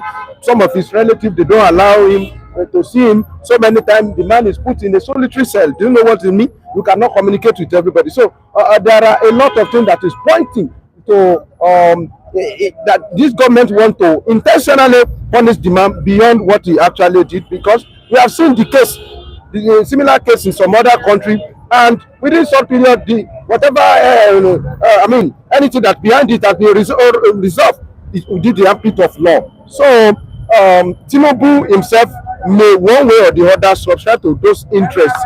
You know, Nnamdi Kanu at the course of try to agitate him for Biafra, he makes some statement. People up to the statement of our president has been cloned. This is a jubilee from all this kind of a word. If I meet Buhari, I can let anybody behead Buhari for me. You know, all these kind of a statements, and some of his statements when we were rioting in Lagos State, all of these things make them to subject him to this kind of a thing, which is not lawful. If you know you want to charge this man for insightful statements, it's in the law. Charge him with it. You want to charge him for terrorism? If you catch weapon with him, charge him with it. We saw the way Finnish government went about years. But that one, and they go about this one. But this one, I don't think they want to go through the legal means. They are just looking for one way or the other to make sure that the man remain in that place perpetually, having seen that he has offended Buhari. Mr. Kulu, is there any reason President Bola Tinubu has not taken a stern decision on this matter? Yeah, it wasn't President Bola Ahmed Tinubu that arrested Nnamdi Kanu. It was Buhari government that arrested Nnamdi Kanu. And but this is the continuation of right? Yeah, but it has to go through a process. It has to go through judiciary process. And I can tell you heartedly, when it's time to say the truth has to come out. I have to blame Nnamdi Kanu too. The process he went through his trial that time, you could see his lawyer self. He has to start. He started, nagging on his lawyer. Don't tell me anything. Don't tell me. Come on, I can defend myself. You can't be telling your lawyer that wants more than him. So the pride on him, because people that love him, they ought to be letting him know his mistakes. Not all of them like Nnamdi Kanu. If you love him, Nnamdi Kanu, you bring out his weak, angle of him, and that is what I'm saying now. He perpetuated that longevity that he had in that cell, in that DSS custody. But to me, the guy has suffered enough. Let him go home, and they will tell him go home and sin no more. All right. There are some cases that demand make it clear, and it's obvious to anybody, anybody that wants to reason logically that I was kidnapped from Kenya. That is also my coming to Nigeria is not true legal means. So now tell me, how do you want to prosecute me in this country? Can you do something or nothing? In Nnamdi Kanu, it's illegal. The way he was brought to Nigeria, it has been established that he was kidnapped and brought to Nigeria. Here, it has established in Kenya within the outfit of law, which an international law that Nigeria is also part of. That they signed, their treaty with is also there. It's there. Nigeria is within that outfit of law. That they have treaty as a Commonwealth nation. So why do you go against the law, established law? And those are the things that Nnamdi Kanu, let me finish before you come. And those are the questions that Nnamdi Kanu is asking, that you yourself, don't you know what you are doing? Don't you know law? Well, how did that come to Nigeria? I'm not in Nigeria. Ask them, how did that come to Nigeria? So let's wait and see. Today, I think today is another day for them to do their hearing. Let Justice Omoto for himself do the justice to how Nnamdi Kanu was brought to Nigeria. Okay. Yeah, my stand, which may go against what this my brother just said now. Okay. When the Nnamdi Kanu, when they make a move for him to escape, what was his intention? What was he looking for in Kenya? What was he looking for in Kenya? Which people will just be talking. They will not know their circumstances. That Nnamdi Kanu said, good, you escape from the den of your enemy, and you know the next destination is not too far. Your enemy is not too far to the destination you are coming to. You know, Kenya, Nigeria. You have to think. You are an activist, and you get yourself free, and you still now went back to the den of your enemy. They didn't have issue with Kenya. They didn't have this issue. That's the story.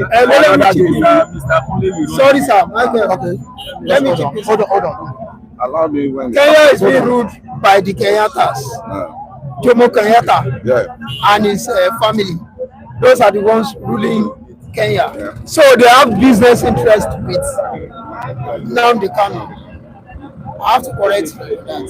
So that is why they adopted him. Remember when this man in Liberia, Chancellor, yeah. asked for him, Nigeria adopted him. Yeah. He stayed in Nigeria. Yeah. They bought a house for him right here in Nigeria. Okay. Sonny Abacha, who bought a house? Okay. Somebody bought a house. Yeah, it was about Obasanjo. They put him in what's it called? Victoria Island. Yes. Now that was exactly what happened. You understand? So you cannot say that Nnamdi Kanu went to Kenya without notice. He went to Kenya with notice. Notice of with notice from the president. From the president of Kenya. Who happened to be the son of the former president, Jomo Kenyatta. So how come he now relate Nnamdi Kanu, hand over Nnamdi Kanu to Nigerian government? He has to. Why he has to? He has to. No, he will wait. Because the president. Do we have any bilateral? My brother. With Kenya? My brother. We have. We don't. We have. To extradite. I'll attend to you. Thank you so much. Our president was the chairman of AU, African Union. Our president was the chairman of AU.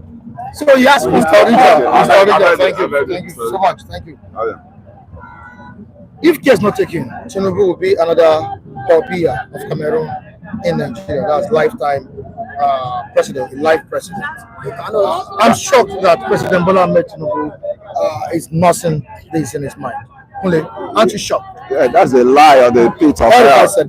There are people like El-Rufai, those are the ones that always carry propagandas, terrorism propagandas, you know. So to me, anything that comes out from El-Rufai, I think I don't need to even concentrate on anything he's saying any longer, because this is a guy that we cannot even see as a worthy citizen to rule Nigeria, to even govern a state. It was an error that time, and so for when people like El-Rufai are talking, it's better you block your hair. Hairpiece, have an hairpiece and block your hair, because that's not the kind of man that is in tune any longer. He has lost everything. He needs to. I mean, he has lost everything politically. So to me, El-Rufai is drawing already. My man El-Rufai is drawing already, because a lot of enmity he has made. Look at the other time he was bulldozing Abuja houses of his enemy. He created enemy for himself, and he was bulldozing their houses under President Obasanjo. So people like El-Rufai, Mama El-Rufai, I think is an outcast already, political outcast. So to me, he's just finding his way to be, to be recognized. But I think it's time that he wasted, and the people that he killed, he has not accounted. The people that he was there and supporting the Islamic issue, to be killing the Christians, in which Ashake was crying out loud. That was the leader of the Christians in the states then, and he could not even deem it fit to call those people to order until those people were massacred. The Christians in what's it called? El-Rufai, yes, the Southern Kaduna there. He could not even caution them, and they were serious. There was a serious killing there. And what did he say to that killing there? And that was what they used to counter him in Harlow Chamber when they asked him to go and present himself to the senators that for the post that they wanted to give him. And he got to that Harlow Chamber. All of them just brought petitions. All the senators. That was why that was when I knew that all these senators said they always have an archive of issues, archive of criminals in there, and if there was a Mr. El-Rufai, question upon question. Do you know when you did this? Do you know when you did this? Do you know when you did this? So he was shameful that day. So to me, Mr. El-Rufai, when anything he says, I don't even take it as is El-Rufai genuinely warning Nigerians, or just settling political scores with President Bola Ahmed Tinubu? It is very unfortunate that they have turned Nigeria politics into messy or something. All of them, they are irritating. Somebody like El-Rufai is irritating me because of this kind of a statement that he's making this day. Although he has once enjoyed a good relationship with Asiwaju, it is unfortunate that the trailer has come in between both of them now, and it's now coming out to just say whatever he then fits to say every day. But this is not a good campaign. This is not a good strategy. Calling Mr. President's name, all sort of name, or bringing out some unfounded accusation that Tinubu want to be Paul Biya.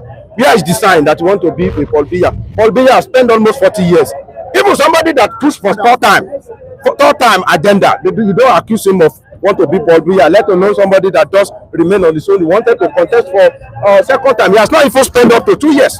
So why comparing him with Paul Biya? If you want to criticize, please bring sense, criticize with senses, and tell us what you want to do when you come there. All this name calling, it's a bullshit. Jonathan with ADC, Jonathan with PDP, Jonathan with Labour Party. What do you have to say? I like the movement.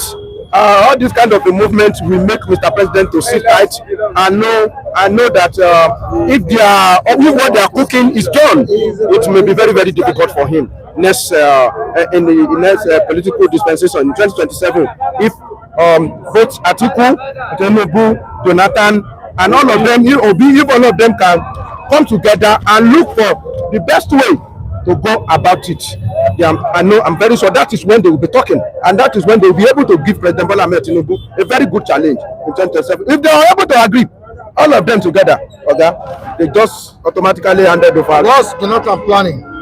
What is he planning? All those leaders are not stable. Mike, all those leaders that are not stable. With different politics. Yes, they are prostitutes. They are political prostitutes. So, and I don't take political prostitutes to cognizance. And I can tell you heartedly, no, they are. that have integrity. We have them. Even I give it to Bola Ahmed Tinubu, likewise the president. They just change his party logo, he change his party name. So to me, those guys, you don't need to just take them serious. They are prostitutes, they are political prostitutes. Ashawo. They are pushing for the release of Nnamdi Kanu. What do you have to say, Alex? Otti, you said this. Well, for him to come and he's not the first person. Under Buhari, some of them have already come and been the governors. But let me say, Alex Otti, I can see that there is progress on it. So for the release of Nnamdi Kanu, I'm seeing the progress on it. So federal government should listen and let Tinubu do what Jonathan did. He released Mustafa. Let him release now. But why are they pushing for his release now? Maybe I would say this is their money. Their money has come for them to say release Nnamdi Kanu. And Nnamdi Kanu have already been taken. They have already kept long there. So they're supposed to release him. If they are not giving him a chance to treat himself, and which is so bad. Look at the whole nation. I've seen people that in prison, when they sick, they take them to hospital. But which crime have Nnamdi Kanu committed in Nigeria, where they are giving him that hard punishment? That is a hard punishment and hard hatred on it. No, what federal government are doing is not good. I don't like it. Yeah, with someone like Alex Otti at the forefront, and some other governors, I would like you to have him out of DSS custody. Yeah, I remember humble Elder Benjamin Johnson SS Nachi, one and the only Biafran evangelist. Alex Otti. Alex Otti, brother, the man of the people, the latest governor so far. That's the best. Do you understand me? The best governor so far. See, my beloved brother, you know, people will be saying, just like you say, when you wake up, it's an hard day. Anytime you wake up, now your own money. Many people, including Ngige, I visited Bola Ahmed Tinubu, talk about Nnamdi Kanu release. Abaribe have taken a lot of steps, different kind of steps. I could remember there was a time he went to a National Assembly with 15 Igbo senators. You understand? Because of Nnamdi Kanu case.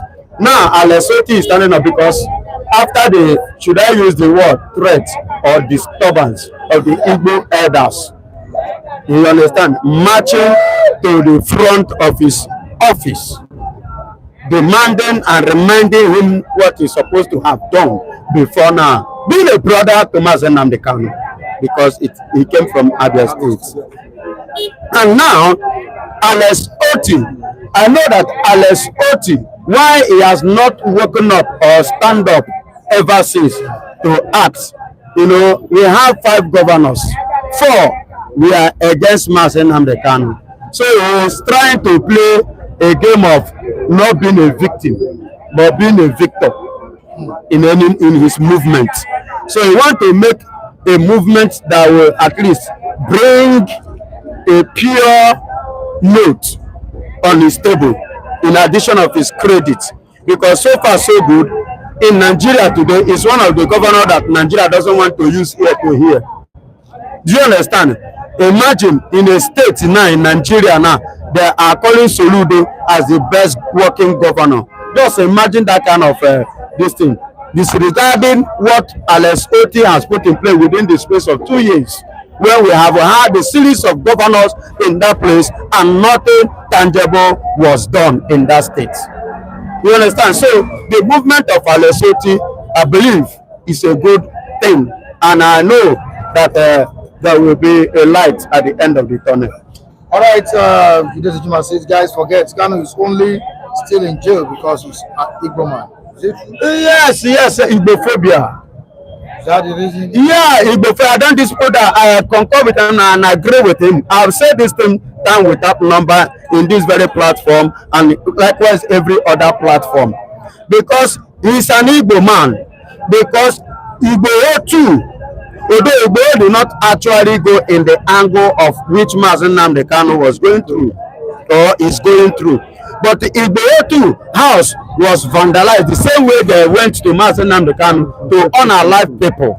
you understand, intention of assassinating him, and he escaped. And some people too were killed in Igboho's house. Are you getting it? And Igboho too, and I believe that time, I don't know how sure it is, because that Igboho brother was involved, okay, was killed too in that movement of late Muhammadu Buhari, which led to Igboho too manage the same God that helped Master Nnamdi Kanu helped him to escape, and which when he escaped, he landed himself in Benin. Now, if Nigeria can arrange, if they want to see what I said, equity, I talk about equity, and I talk about unity, as Nigeria is claiming to be one. If Igboho should be working freely today, even after traveling to London to drop a note of Oduduwa Republic in London, yet they did not collide to kidnap him. But Kanu was kidnapped from Kenya. They collided with Nigeria to kidnap Master Nnamdi Kanu, and Igboho is working freely. They should free Master Nnamdi Kanu.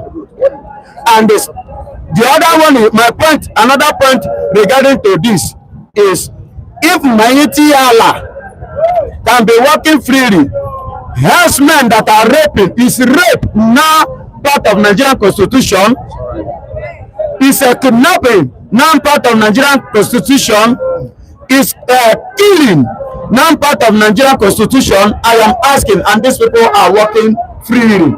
Amnesty being granted to them, even to the current state government now, paying homage, paying money to them in the name of peace, amnesty. What stop this same government not freeing Master Nnamdi Kanu? I'm coming to you. All right, we have one of our senior analysts, senior man on the streets of Lagos, Mr. Tete. I'm looking all of you. All the comrades.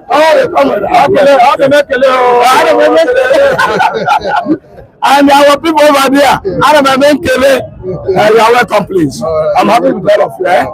And the thing that you are discussing on ground is a heady one.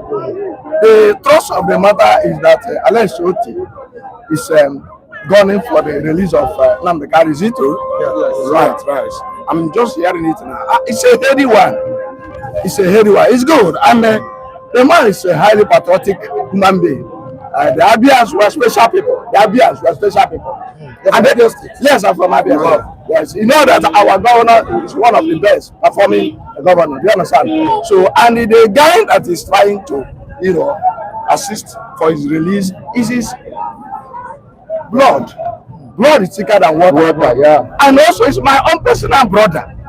And all of us are pleading. The man that spoke just now, I don't need to do other thing than what he has said. He brought all the people that kept Nigeria in our toes, who are working around us. Even some of them may be around us here now. We may not know. As we are here, they're working freely like I and you, and they're killing, they're maiming, they're raping, doing so many things, and yet they're allowed to be working around us. What stops them from freeing Nnamdi Kanu? That is the question the man asked. And also, I have to operate on that existing protocol to support the man that what he said is true. Needless to repeat. All I have to do is to summarize it, that what the man was saying is in order, that Nnamdi Kanu should be freed. So many people have been, all our elder statesmen, our old men, that we are almost at the 11th hour of their life, had gone to Buhari to plead with him. The man, Buhari, after looking at them, he said, I'm sorry, I've had you, I cannot. But where is Buhari now? Where is him? Where is Buhari? So that's why anybody that is in power should remember that there's something, there's a force that enthroned him there. And there's another force that can dethrone him. So when you enter the power or throne, you shouldn't behave as if you are the one who kept yourself there. No matter the manipulation, no matter whatever you have done, if the forces of nature, the mother of nature, God Almighty, say you will not be there, you will not be there. That's why I'm asking people not to kill themselves, that Jagaban is there. That if God had not allowed, he will not be there. And let him be conscious of that. If it's conscious of that, by now Nnamdi Kanu should have been released. So what's stopping him from doing the needful? I don't know. Now, let me tell you, there's a lot of forces that may stop him, even though himself has the overall power to do it. Even some of our brothers from Igbo don't want Nnamdi Kanu to be released. Yes, sir. Let me tell you. Yes. And we know them. Oh, put something, man. We know them. And now, if you, Mike, you're a Yoruba person, okay, your brother, like some of them sold MK Abiola, IBB says he's going to expose them. That's what's happening. Some Yoruba sold MK Abiola, okay, went to Babangida and Otozeri say, please don't allow that man. Don't allow. The same thing is happening to Nnamdi Kanu today. All right? Most of our Igbo, Jagaban, let me tell you, I'm not APC. Jagaban is a nice man, let me tell you, I'm not APC. Please bear with me, all of you that may see me. Jagaban, I have known him. We were in Primrose, the same caucus together. Primrose. Go ask anybody. Primrose, CP, means Chief Primrose. Salome, the former Minister of Information. Jagaban, our president, is a very nice man. Those of us who have been very close, whether you belong to APC or not, if you are very close, you will eat. You are very close to me. I'm telling you the gospel truth. I'm an Igbo man. I'm not Yoruba. I'm not APC. God knows. I'm PDP. I am the Honorable Secretary of South East Forum, PDP, here in Lagos. I'm not. Anybody who have been an old PDP man should know me. Some of our two people here were able to recognize me. I'm not APC. So what I'm doing is, our president, the question, what gave rise to what I'm asking is that you ask me, what made the president, why is he delaying the release of Nnamdi Kanu? Some of the factors I've told you, one of them is that some of Nnamdi Kanu brothers don't want him to be released. Okay? And now, even this man himself, Anambra man, has queue behind any other person. Yes. Okay. And some other secret people, big ones, that should have gone to the Gaba and say, please, big people bigger than I and you. Okay? That's one factor. Another factor is the Northern Temple. Some of them don't want him to be released. It's just of late that some of them want him to be released. And those Northern people are the people that voted Jagaba. So you must have given element of consideration to some of all these things. You understand? So it's not that Jagaba per se or as a person has special hatred for him or he doesn't want to hate him. No. And we know that the overall power belongs to him for him to do that. So when you're a president, there's a lot. It is some of the things that are happening, evil things or negative things that are happening around that government today. All of us are shouting, Tinubu, Tinubu, Tinubu. Could you believe that all those things might not emanate from Tinubu? Some of the evil things. Yes, I've associated with previous government. When you associate with government, you know that the man at the center, if it doesn't take time, you might not know certain things that are happening. I tell you the truth. I work under Abacha. There's a man working the street of Nigeria today who suppose not, who work under Abacha. I will not mention his name. And he did not have good education. And he's a one. If you have anything good for Abacha, he cannot allow you to see Abacha. I mean, in government, I've been in so many areas. So now what we're saying is that we have to plead to the president. We should not force. We should not abuse him. We should not do anything that is negative. All right? You know that power corrupts. And absolute power does what? Corrupts absolutely. When you have power, no matter how small you are, it has something to do with your intellectual property. The three properties in your intellectual domain will be touched. When you have power like this, the three properties in your domain, intellectual property, both affective, psychomotor, and cognitive domain, all of them will be touched. I tell you the truth. In affective domain, which is the father that's supposed to return these things, it may be wobbling.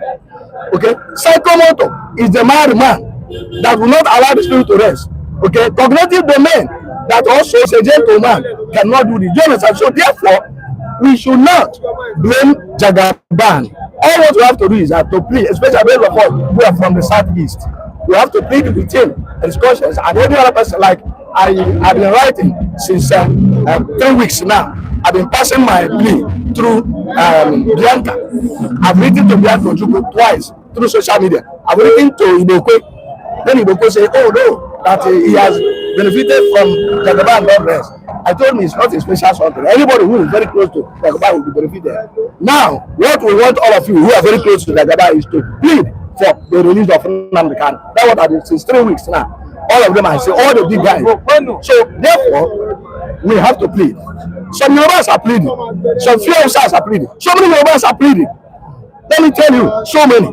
So let us release it. Anybody who said Nnamdi Kanu, there are some people, mischievous people. To buttress the point you made here. Yes. So that's right. Yes. So many, our father, late father, Pa Adebanjo. Yes. And so many people. They've been pleading. So many people who were you watching this program before you? No, I didn't. I went somewhere. I crossed that here. These words they were arguing before. That the only person that one of our viewers said the only person that has been agitating for the release of Nnamdi Kanu is Showore. That's the only prominent Yoruba person that has No, it's not. agitating for the It's not. There are many. There are so many prominent Yoruba people that are agitating, that are asking, pleading. Okay, many. Nnamdi Adebanjo was the first person I heard from his listening. You understand? I tell you the truth. I am in the, even when I'm here or not, I am in the society. So let all of you join hands together. Whether you hate Nnamdi Kanu or love you, join your hands together. There are those who don't want him to be released. They are postponing the evil days. Those people who don't want Nnamdi Kanu to be released, all right, they are postponing the evil days. When Nnamdi Kanu is released, Southeast will have peace. Now, what's the best solution to this? Political solution or legal solution? No, political solution is the best. Yes, there's diplomatically you can use political solution, can use legal solution to do it. Two of them can, balance and blend it. It will be okay. All right, thank you so much, Mr. Tete. I really appreciate your contribution. Thank you for giving me. All right, thank you so much. All right, that's Mr. Tete for you. And the viewers are greeting you. They say hi to you. Every one of them. I'm happy to see you. You play with me. I've been very busy all along. I'm only very busy. I've been very busy. All right. Yeah, thank you. All right, thank you so much.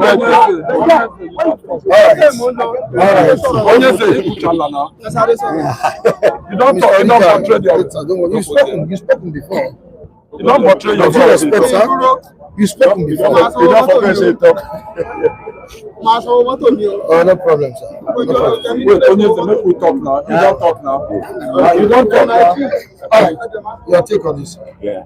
Well, first and foremost, I would say that the Southeast are gradually coming up. Someone that has spoken up is this Otti. I was saying that the people, the Southeast, the political elite, once they begin to raise their voice, they will release Nnamdi Kanu. And I want to appreciate what the governor of Abia State is doing. I don't know what Abia people are so very, very kind. The only person that stood for Nnamdi Kanu when they granted him bail was Abari Bey. He stood for him even when they were even mounting pressure on him. He stood by him. And I want to say the rest of that governor, Soludo, Goy of Enugu State, and the rest, to team up and speak in one voice so that their brother can come out. This cannot happen in Yoruba land. This cannot happen with the Fulani. This cannot happen with the Hausa. They will speak in one voice. But when these political people planning their own Gugaga, Opus Odima is not helping issues in the Southeast. It's rather worsening the issues in the Southeast. And that's the problem. That's the president politically releasing the can October 1st. We're not talking about political solution. There is a person who got freed at some point. The court freed him at some point. Why are we begging for his release? Because excuse me, sorry, my brother. Sorry, I'm sorry. See, let me tell you, justice again. when you use the word, We don't have justice in Nigeria any longer. We don't have justice in Nigeria. The person that came forth became a governor under the judiciary system in Nigeria. So that's why we are seeking political solution we have in the because October the justice system is down. What you mean there? He has completely done. On October 1st, if President Tinubu wants to do the right thing, let him just pronounce it that Nnamdi Kanu has been fully released, and that will go a long way. you see, we are all talking since morning. You see, let's go up must come down. See, no matter the situation, the government know the previous one before this one, where the one that was there before this one, he's gone home. He don't die. He forget to do the right thing before he die. Because now the one we're doing now, you have to do the right thing before you die. Because Nigeria is in bondage because Kanu is in bondage. See, when the Kanu is free, see, let us be free with ourselves. Let us be see sense. See, there is no life in Nigeria because one man, particular one man, that stood up against the brutality of the massacrity of his people. He said, "Let it stop. Let this thing stop. It's brutal. It's getting out of hand. Except we manage the situation accordingly in a peaceful environment. Then we will live to that." But no, they call themselves born to rule. They kill people over there. Now somebody say, "No, you're not kidnapping. Illegality for Kenya. The man that kidnapping is now in the graveyard." 6 feet down because he don't wrong. But now the president now had to correct the wrong. See, there's still time. But if you don't do the time, you sell with the victim again. Because see, that be huge. If you carry to be released today, Nigeria economy, life, everything, fresh air will enter. Because there will be happiness that you never experienced before. There will be united. See, people will not come together and say, "Okay, let us breathe a sense of belonging, a new fresh air to come to the atmosphere of where they call Nigeria." The international community say, people in that will be. See, it's very simple as ABCD. The president, commander in chief of the Air Forces, the father of the nation. See, things are bad. Let make a young man go free. Let peace reign. Because they raise the economy of this country, whether you like it or not. Now, they collect all their money from Nigeria. Nigeria, they borrow every day. Because Nigeria failed test. They withdraw all their trillions of dollars for this economy of Nigeria. Now Nigeria sink. Cheap in a sink. The sink. Water, see, it held that sinking. Things will change, things will balance. But now things are not balancing. We are not dividing ourselves. APC, do the rifle, let that young man go. Let freedom call, let happiness call, let atmosphere change. God bless you. What do you have to say? As regards to impromptu court, I said an impromptu because the last election they told us is October 10th. But today we are hearing that he's going to court. He's going to appear in court today again. What are we saying? We are still saying the same thing. Allow this young man go. Holding him there is an injustice. They know it's an injustice. Allow this young man go so that there will be a little bit peace. Because if you hold him there, if anything could happen to him, you will see another face. Yes, I said it. Nigeria will experience another phase. Once Samonepa was arrested, what happened? Samonepa was arrested, nothing happened. No. What yes. Same thing will repeat itself? Yeah. What happens to Mazen? No. If Samonepa was arrested, he was tried. And he probably is jailed or is appealing. And we prefer him there than to be here. That is why you see that everywhere just keep hands on deck and be watching what is going on. Yes. If anything should happen to that young man, the catastrophe. Is that what you're saying? There will be crisis. Is that what you're saying? You use another word that is more than catastrophe. You use another word that is more than catastrophe. Catastrophe is just like a mere thing that you will see people will only helter skelter. You use another word that is more than catastrophe. You understand me now? So that is it. They should do the needful because holding him there is injustice. The whole world are complaining. The whole world are complaining. Now, why are you still holding this young man? He has been decided and repeated long ago. You still hold him, the cabals. But Mike, watch what if you watch what is happening in this country, you see that this country is not. I don't even know what is happening in this country. Last week I saw a state in Kaduna State having a peace accord with bandits. Arms. If you see the arms, if you see the arms of these people, I say, God, my Lord, and we have security, and this security are hunting for innocent souls. They went as far as Kenya. They use their synergy. Do you know what it takes to bring their head together and went as far as Kenya and kidnap the young man? down to Nigeria, and they cannot use that kind image to hunt for this people terrorizing Nigeria. The whole matter finished. Katsina, Nasarawa, down to Benue, down to Enugu, Zamfara. We don't want to see, and these people are seeing all these things. You cannot go after them. You are going after somebody that said that let this. The injustice is too much. The marginalization is too much. The sidelining is too much. What is it? If you don't want to be together, let us go. You heard it bound. The advice I'm giving to Nigerians is that the president, our dear President Bola Ahmed Tinubu, please use your wisdom, use your tactics as a great politician. Let this young man go, because if anything should happen to him, both politicians, both ordinary everybody will be running helter-skelter. All right, thank They you. will see another face. Thank you so much. Thank you. Thank you. General. Thank you, my brother. I really appreciate I still remain protected, General.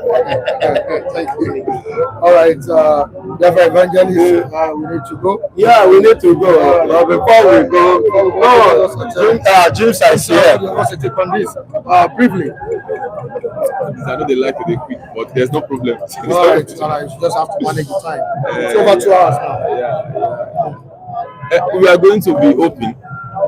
There are some people who said that a lot is in the hands of Mr. President, and I'm very sure Mr. President is one of those persons that understand the power of social media or the media as it is. So there's nothing cooking on the media space that Mr. President don't know about. As a city president, you have to be there, knowing what is going on in your state. You understand? Either it is he knows about the delay of Mr. Nnamdi Kanu in the custody, or he does not. At least before 2023, as the president, he understands this, and even as the current president, he cannot tell us that he don't know about this. But I have nothing to say a lot about that. All we have to say is that we have a constitution, and let us not abuse the constitution, the rights of the Nigerian people. The several times the court have grant this person his freedom. Why is he not getting that? And we will not even be able to say anything if we can't say that the president did not know. Although there might be some, governors and some stakeholders in the southern parts of the country where that does not want the release of this person. Fine, but the president should remember that in all scenarios, at the end of the day, if the government is fine, they will call on the leader, the president. If it's bad also, they will call on you. So good name is better than bad names. You understand? So I mean, for peace to reign and for other countries to have respect for it, because even when you go outside Nigeria now, they do not respect us. Even I agree, whether you see green light, but come like this, a Kenya citizen will be passing without getting scanned at the airport. They will say, "For Nigeria person, we do not trust you guys." So let's see what will happen at the end of the day. I'm very sure the president will do the needful. All right, we're about to end this program, but before that, I need to read this message. So I'm leaving with these two comments. This is from that Niger boy. We Igbos abroad are ready to come back. If any crisis arise, we will fight to defend Igbo land. And Big T Prince says, God forbid anything happens to Kanu, but heaven will not fall. Let's use peaceful words and not threats and not strike against this government. This person made this statement yesterday, and I believe that what he's trying to say is of two ways. He's not, and someone said concerning it that everyone will not forward. He's trying to say blah blah. I want to see that what fine. Those who are has this strength and this way that Nnamdi Kanu in the past, people like Biya and the likes of them and other African countries too, they fall victim and eventually they die and nothing happen. Fine, that one is clear, but we did not pray for that. Actually, nothing will happen. But at the end of the day, let us just do the needful. You understand? So it will not happen and history will not repeat itself. All right, thank you. It's Mr. Adnaga, our views. Good morning, where are you there? I want to make comments about Nnamdi Kanu. I beg, we know the fight and nothing will happen for the man. On October, they will release him. So let us continue taking our presidency talking to in a manner way. We don't need to be insulting him. Let us pray for him. God touch his heart. The man will be released. Please, we don't want fight. Nobody should talk of fight, or if anything happens, we Igbos, we are not ready to fight again. We want peace. Nnamdi Kanu fight for peace, and the peace remain for his life. So we don't want fight. Nothing will happen to him. That is my comment. All right, thank you so much. It's been a wonderful day at the stand, and we really appreciate all esteemed viewers for staying glued to the channel. Yeah, it's been over to us. We just need to leave at this point. I say thank you to you, Brother Evangelist. I really appreciate your contribution. God bless. Mr. Felix, thank you so much. Every time, Mrs. Tina. Mrs. Tina, thank you very much. I saw the bill you sent to us yesterday. God Almighty will bless you and replenish your purse in Jesus' name. Have a blessed day. All right, thank you so much, Reverend Evangelist. You were not here yesterday. Well, why are you looking at my face? Yes, I have to look at it. Don't let us arrest. Don't let you arrest me. No, you cannot arrest me because I have a word of message of repentance. So, and yesterday you should understand, and the viewers know, even Mama Tina knows. So what is the on those days? Always the day for me to be said. What do you want me to do? I trust you now. I will die on your side. I trust you. All right. Yeah. We'll see after the program. Okay. All right. Thank you so much, all the viewers. Please, if you're watching for the first time, subscribe to the channel. And for those that have been demanding for my number, it is 09127420575. I repeat the number, the virtual line for City Stand 09127420575. And those watching us from Caribbean island, say thank you for joining us this morning. From Switzerland, from Sweden, Australia, Austria, UK, Canada, Burkina Faso, different countries all over the world. So thank you to Big T Prince, the big fish on the platform. Thank you so much for joining us. To King Henry, the Palace of the Palace, we appreciate you. To Chief, it is a Chima, Antnam, GOACO, Eddie Okoro, Liverpool, that Ninja boy. We say thank you to all of you. Andrew Bujimi, Ezewata, Liverpool, Gladys Oyabo, Buki Astrop, Clara, Anthony Juchuku from Holland, South Abiado, Adinobu, Dare, Woto Promax. Yeah, say thank you to every one of you. James Mano, we appreciate you too as well. Many viewers on the platform. Kudos to you for joining us, for always joining us on this program. We appreciate all of you. We're back here tomorrow for the weekend edition of Sister. Goodbye. One love, everyone.